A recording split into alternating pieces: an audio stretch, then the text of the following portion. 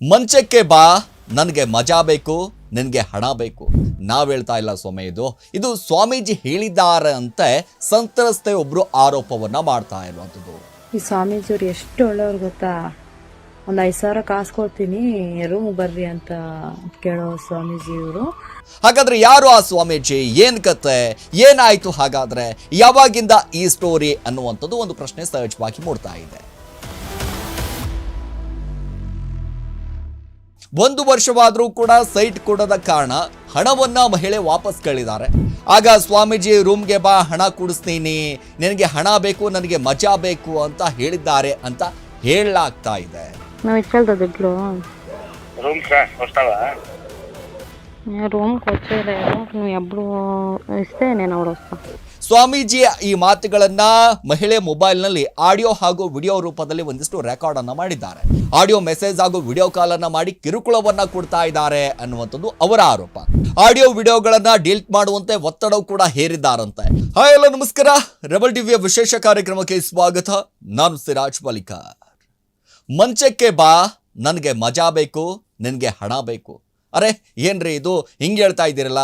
ನಾವು ಹೇಳ್ತಾ ಇಲ್ಲ ಸ್ವಾಮಿ, ಇದು ಸ್ವಾಮೀಜಿ ಹೇಳಿದ್ದಾರೆ ಅಂತ ಸಂತ್ರಸ್ತೆ ಒಬ್ರು ಆರೋಪವನ್ನ ಮಾಡ್ತಾ ಇರುವಂಥದ್ದು. ಈ ಸ್ವಾಮೀಜಿಯವ್ರು ಎಷ್ಟು ಒಳ್ಳೆಯವ್ರು ಗೊತ್ತಾ. ಒಂದು 5,000 ಕಾಸು ಕೊಡ್ತೀನಿ ರೂಮ್ ಬರ್ರಿ ಅಂತ ಕೇಳೋ ಸ್ವಾಮೀಜಿಯವರು. ಅದಕ್ಕೆ ಎಲ್ಲರಿಗೂ ಶೇರ್ ಮಾಡಿ, ನಾನು ಅದು ಮಾತಾಡಿರೋದು ವಿಡಿಯೋ ಸಮೇತ ಐತೆ, ಹಾಕ್ತೀನಿ. ಎಲ್ಲರಿಗೂ ಶೇರ್ ಮಾಡಿ ಕಮೆಂಟ್ ಮಾಡಿ ಪ್ಲೀಸ್ ಪ್ಲೀಸ್ ಪ್ಲೀಸ್. ನನಗೋಸ್ಕರ, ಒಂದು ಹೆಣ್ಣುಡುಗಿಗೋಸ್ಕರ ಯಾವುದೇ ಕಾರಣಕ್ಕೆ ಇನ್ನೊಬ್ಬ ಹುಡುಗಿ ಸವಾಸಕ್ಕೆ ಹೋಗ್ಬಾರ್ದು. ಅದಕ್ಕೋಸ್ಕರ ನಾನು ಈ ವಿಡಿಯೋ ಮಾಡ್ತಾ ಇದ್ದೀನಿ. ಅವ್ರು ಮಾತಾಡಿರೋದು ವಿಡಿಯೋ ಹಾಕ್ತೀನಿ, ಎಲ್ಲರಿಗೂ ಶೇರ್ ಮಾಡಿ ಪ್ಲೀಸ್. ಅವ್ರ ಬಿಹೇವಿಯರ್ ಏನು ಅಂತ ಎಲ್ಲ ನಾನು ಹೇಳ್ತೀನಿ, ವಿಡಿಯೋ ಸಮೇತ ಅವ್ರು ಮಾತಾಡಿರೋದೆಲ್ಲ ಹಾಕ್ತೀನಿ. ನನಗೂ ನನ್ನ ಮಕ್ಕಳಿಗೂ ಅಕಸ್ಮಾತ್ ಏನನ್ನ ಆದರೆ ಅದು ಅವರಿಂದನೇ ಅಂತ ಎಲ್ಲರಿಗೂ ಗೊತ್ತಾಗಬೇಕು. ಅಕಸ್ಮಾತ್ ಏನೋ ದುಡ್ಡಿರೋರು ಏನಾದರೂ ಮಾಡ್ಬೋದಲ್ವಾ, ಅದಕ್ಕೆ ಅಕಸ್ಮಾತ್ ನಮ್ಗೇನು ಹೆಚ್ಚು ಕಮ್ಮಿ ಆದ್ರೂ ಅದು ಅವರೇ ಕಾರಣ. ಪ್ಲೀಸ್ ಎಲ್ಲರಿಗೂ ಶೇರ್ ಮಾಡಿ. ಹಾಗಾದ್ರೆ ಯಾರು ಆ ಸ್ವಾಮೀಜಿ, ಏನ್ ಕತೆ, ಏನಾಯ್ತು, ಹಾಗಾದ್ರೆ ಯಾವಾಗಿಂದ ಈ ಸ್ಟೋರಿ ಅನ್ನುವಂಥದ್ದು ಒಂದು ಪ್ರಶ್ನೆ ಸಹಜವಾಗಿ ಮೂಡ್ತಾ ಇದೆ. ಸೊ ಇದು ಎಲ್ಲಿಂದ ಸ್ಟೋರಿ, ಏನಾಯ್ತು, ಏನು ಅನ್ನೋದ್ರ ಬಗ್ಗೆ ಕಂಪ್ಲೀಟ್ ಆದಂತ ಡೀಟೇಲ್ಸ್ ನಿಮ್ಮ ಮುಂದೆ ಇಡುವಂತ ಕೆಲಸವನ್ನ ಮಾಡ್ತೀನಿ. ಬೆಂಗಳೂರು ಗ್ರಾಮಾಂತರ ಜಿಲ್ಲೆ ದೊಡ್ಡಬಳ್ಳಾಪುರ ತಾಲೂಕು ಮಳೆಕೋಟೆಯಲ್ಲಿರುವಂಥ ಮಹರ್ಷಿ ಶ್ರೀ ವಾಲ್ಮೀಕಿ ಗುರುಕುಲ ಪೀಠದ ಸ್ವಾಮೀಜಿ ಬ್ರಹ್ಮಾನಂದ ಕುರ್ಜಿ ವಿರುದ್ಧ ಮಹಿಳೆಯೊಬ್ಬರು ಗಂಭೀರವಾದಂಥ ಆರೋಪ ಮಾಡಿದ್ದಾರೆ. ಯಾಕೆ ಆರೋಪ ಮಾಡಿದ್ದಾರೆ, ಎದುರು ಸಲುವಾಗಿ ಆರೋಪ ಮಾಡಿದ್ದಾರೆ ಅನ್ನುವಂಥದ್ದು ಒಂದಿಷ್ಟು ವಿಚಾರ ಬೆಳಕಿಗೆ ಬಂದಿರುವಂಥದ್ದು. ಏನಪ್ಪಾ ಅಂತಂದರೆ, ಸೈಟ್ ಕೂಡಿಸುವುದಾಗಿ ಹೇಳಿ ಲಕ್ಷಾಂತರ ರೂಪಾಯಿ ಹಣ ಪಡೆದಿದ್ದಲ್ಲದೆ ಅದನ್ನು ವಾಪಸ್ ಕೂಡಿಸುವ ನೆಪದಲ್ಲಿ ಲೈಂಗಿಕ ಕಿರುಕುಳ ನೀಡಲಾಗಿದೆ ಅಂತ ಮಹಿಳೆ ಒಂದಿಷ್ಟು ದೂರಿನಲ್ಲಿ ಉಲ್ಲೇಖವನ್ನು ಮಾಡಿದ್ದಾರೆ. ಮಹಿಳೆ ಮತ್ತು ಆಕೆಯ ಪತಿ ಸ್ವಾಮೀಜಿ ನಿವಾಸದ ಬಳಿಯೇ ವಾಸವಿದ್ದು ಪರಿಚಯವಾಗಿತ್ತು ಅಂತ ಹೇಳಲಾಗ್ತಾ ಇದೆ. ನೋಡಿ, ಈ ಸ್ವಾಮೀಜಿ ತಮ್ಮ ಪರಿಚಯದವರಿಂದ ಕಡಿಮೆ ಬೆಲೆಗೆ ಸೈಟ್ ಕೊಡಿಸುವ ಭರವಸೆಯನ್ನ ನೀಡ್ತಾರೆ. 13 ಲಕ್ಷ ರೂಪಾಯಿ ಮೌಲ್ಯದ ಸೈಟ್ ಅನ್ನ 12 ಲಕ್ಷಕ್ಕೆ ಕೊಡಿಸುವುದಾಗಿ ಮಾತನ್ನ ನೀಡಿದ್ರು. ಆದರೆ ತಮ್ಮ ಬಳಿ 8 ಲಕ್ಷ ರೂಪಾಯಿ ಇದೆ ಮಾತ್ರ ಅಂದಾಗ ಮಹಿಳೆ ಒಂದಿಷ್ಟು ಹೇಳ್ತಾರೆ. ಹೀಗಾಗಿ ಉಳಿದ ಹಣಕ್ಕೆ ಸಹಾಯ ಮಾಡುವುದಾಗಿ ಸ್ವಾಮೀಜಿಯು ಕೂಡ ಹೇಳ್ತಾರೆ ಅನ್ನುವಂಥದ್ದು ಆರೋಪ ಇದೆ. ಸೊ ಮಹಿಳೆ ಬಳಿ ಇದ್ದಂಥ 8 ಲಕ್ಷ ರೂಪಾಯಿಗಳಲ್ಲಿ 5 ಲಕ್ಷ ರೂಪಾಯಿಯನ್ನ ಅಡ್ವಾನ್ಸ್ ಆಗಿ ಮತ್ತೊಬ್ಬರಿಗೆ ಸ್ವಾಮೀಜಿ ಕೊಡಿಸಿದ್ದಾರೆ. ಆದರೆ 1 ವರ್ಷ ಕಳೆದರೂ ಸೈಟ್ ನೀಡದೆ ಅಡ್ವಾನ್ಸ್ ಹಣವನ್ನ ವಾಪಸ್ ನೀಡದೆ ನಿರ್ಲಕ್ಷ್ಯವನ್ನ ವಹಿಸ್ತಾ ಇದ್ದಾರೆ ಅಂತ ಮಹಿಳೆ ಒಂದಿಷ್ಟು ಆರೋಪವನ್ನ ಮಾಡಿದ್ದಾರೆ.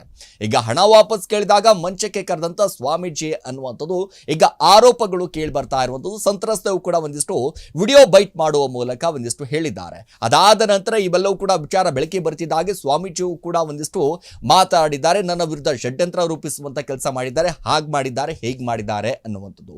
ಅವರು ನಮ್ಮದೇ ಗ್ರಾಮದವರಾದಂಥ ಒಬ್ಬ ಮಹಿಳೆಯವರು ಒಂದು ಸೈಟಿನ ವಿಚಾರದ ಮೂಲಕ ನನಗೆ ಪರಿಚಯ ಆಗ್ತಾರೆ. ಅವ್ರ ಗಂಡ ಇಬ್ಬರೂ ಬಂದು ನನ್ನನ್ನು ಅಪ್ರೋಚ್ ಮಾಡ್ತಾರೆ.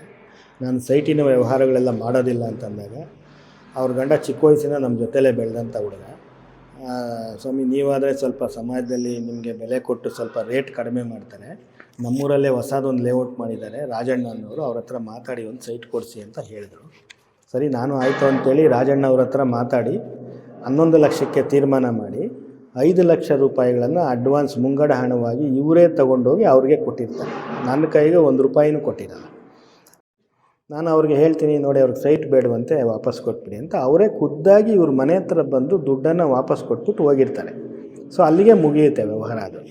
ಬಟ್ ಇವ್ರಿಗೂ ಈ ಮಹಿಳೆ ಏನಿದ್ದಾರೆ ಬೇಕು ಅಂತ ನನ್ನ ವಿರುದ್ಧ ಷಡ್ಯಂತ್ರ ಮಾಡಿ ಇವ್ರ ಹತ್ರ ದುಡ್ಡು ತುಂಬ ಇದೆ ಅಂತ ಊಹೆ ಮಾಡಿಕೊಂಡು ಹೇಗಾದರೂ ಮಾಡಿ ಇವ್ರ ಹತ್ರ ಹಣ ಲಪಟಾಯಿಸಲೇಬೇಕು ಅಂತ ಹೇಳ್ಬಿಟ್ಟು ನನ್ನ ಹತ್ರ ಈ ಕ್ಲೋಸಾಗಿ ಮಾತಾಡೋಕ್ಕೆ ಸ್ಟಾರ್ಟ್ ಮಾಡ್ತಾಳೆ. ನಾನೇನು ಮಾಡ್ತೀನಿ, ಇವ್ರು ಯಾವಾಗ ಕ್ಲೋಸಾಗಿ ಮಾತಾಡೋಕ್ಕೆ ಸ್ಟಾರ್ಟ್ ಮಾಡ್ತಾರೋ ನಾನು ಇವರ ನಂಬರ್ಗಳನ್ನು ಎತ್ತೋದಿಲ್ಲ, ಬ್ಲ್ಯಾಕ್ ಲಿಸ್ಟ್ಗೆ ಹಾಕ್ತೀನಿ. ಇವ್ರ ನಂಬರ್ ಎತ್ತದೇ ಇದ್ದಾಗ ಬೇರೆ ಬೇರೆ ನಂಬರ್ಗಳಿಂದ ನನಗೆ ಫೋನ್ಗಳನ್ನು ಮಾಡ್ತಾರೆ. ಆ ನಂಬರ್ಗಳು ಎತ್ತದೇ ಹೋದಾಗ ಇವರು ಫೇಸ್ಬುಕ್ಕಲ್ಲಿ ಮೆಸೆಂಜರಲ್ಲಿ ಮೆಸೇಜ್ ಹಾಕಿದ್ದಾರೆ ನನಗೆ, ಸಾರಿ ಪ್ಲೀಸ್ ಕಾಲ್ ಮೀ ಅಂತೇಳಿ ತುಂಬ ಮೆಸೇಜ್ಗಳು ಹಾಕಿದ್ದಾರೆ. ಕೆಲವು ವಾಯ್ಸ್ ಮೆಸೇಜ್ಗಳನ್ನು ವ್ಯಾಟ್ಸಪ್ಪಲ್ಲಿ ಕೂಡ ಹಾಕಿದ್ರು, ಅವೆಲ್ಲ ನಾನು ಡಿಲೀಟ್ ಮಾಡಿಬಿಟ್ಟಿದ್ದೀನಿ. ದಯವಿಟ್ಟು ಮಾತಾಡಿ, ನನ್ನ ಹತ್ರ ಮಾತಾಡಿ ಅಂತೇಳಿ ವಾಯ್ಸ್ ಮೆಸೇಜ್ಗಳನ್ನು ನಾನು ಡಿಲೀಟ್ ಮಾಡಿದ್ದೇನೆ. ಸೊ ನೋಡಿ, ಈಗ 1 ವರ್ಷವಾದರೂ ಕೂಡ ಸೈಟ್ ಕೊಡದ ಕಾರಣ ಹಣವನ್ನ ಮಹಿಳೆ ವಾಪಸ್ ಕೇಳಿದ್ದಾರೆ.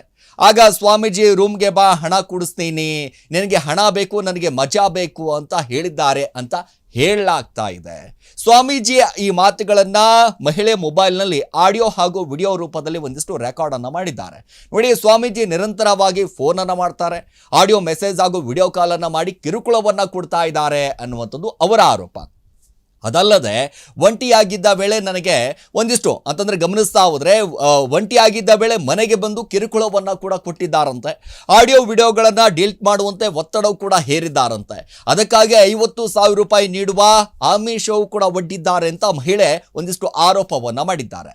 ಈ ಎಲ್ಲ ಘಟನೆಗಳನ್ನು ಗಂಡನಿಗೆ ಗೊತ್ತಾಗಿದೆ ಅಂತ ತನ್ನನ್ನು ಬಿಟ್ಟು ಹೋಗಿದ್ದಾನೆ ಅಂತ ಮಹಿಳೆಯು ಕೂಡ ಒಂದಿಷ್ಟು ಅಳವನ್ನು ಒಂದಿಷ್ಟು ತೋಡ್ಕೊಳ್ಳುವಂಥ ಕೆಲಸ ಮಾಡಿದ್ದಾರೆ. ಈಗ ಸಂತ್ರಸ್ತೆಯು ಈಗಾಗಲೇ ಪೊಲೀಸ್ ಠಾಣೆಗೆ ಆಡಿಯೋ ವಿಡಿಯೋವನ್ನ ಸಂಪೂರ್ಣವಾದಂತಹ ಸಾಕ್ಷಿಗಳನ್ನ ದೂರಿನಲ್ಲಿ ಉಲ್ಲೇಖವನ್ನ ಮಾಡಿದ್ದಾರೆ.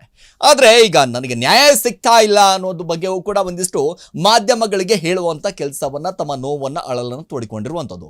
ಮತ್ತೊಂದು ಕಡೆ ಬ್ರಹ್ಮಾನಂದ ಗುರ್ಜಿ ಮಳೆಕೋಟೆ ಬಳಿ ಸರ್ಕಾರದ ಆರ್ಥಿಕ ನೆರವಿನಿಂದ ಮಹರ್ಷಿ ಶ್ರೀ ವಾಲ್ಮೀಕಿ ಗುರುಕುಲ ಪೀಠ ಆಶ್ರಮವನ್ನ ಸ್ಥಾಪಿಸಿರುವುದು ಕೂಡ ಬಯಲಾಗಿದೆ.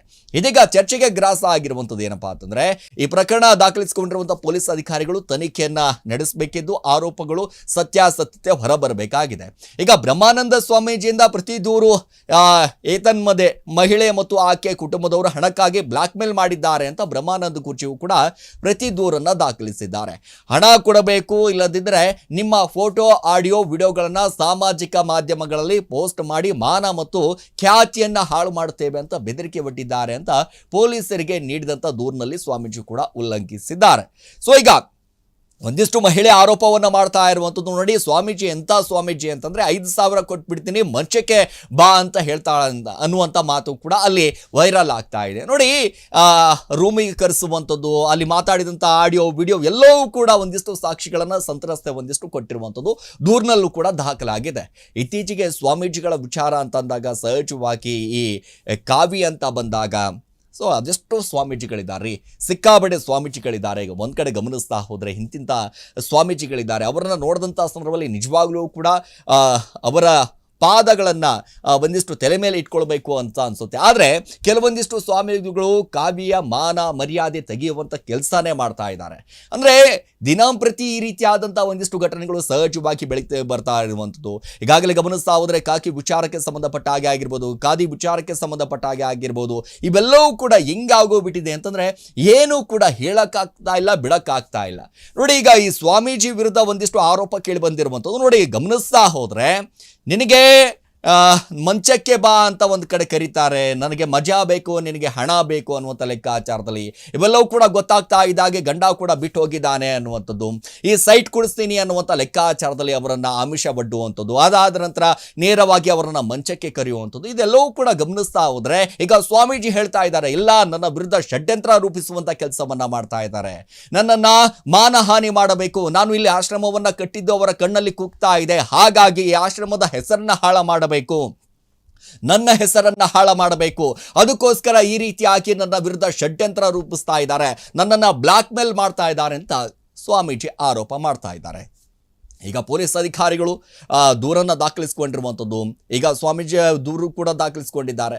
ಈಗ ತನಿಖೆ ಆದ ನಂತರ ಈಗ ಸಂತ್ರಸ್ತೆ ತಪ್ಪಿದೆಯೋ ಅಥವಾ ಸ್ವಾಮೀಜಿ ತಪ್ಪಿದೆಯೋ, ಯಾರು ತಪ್ಪಿ ಇದೆ ಅನ್ನುವಂಥದ್ದು ಸತ್ಯಾಸತ್ಯತೆ ಹೊರಬರಬೇಕಾಗಿದೆ.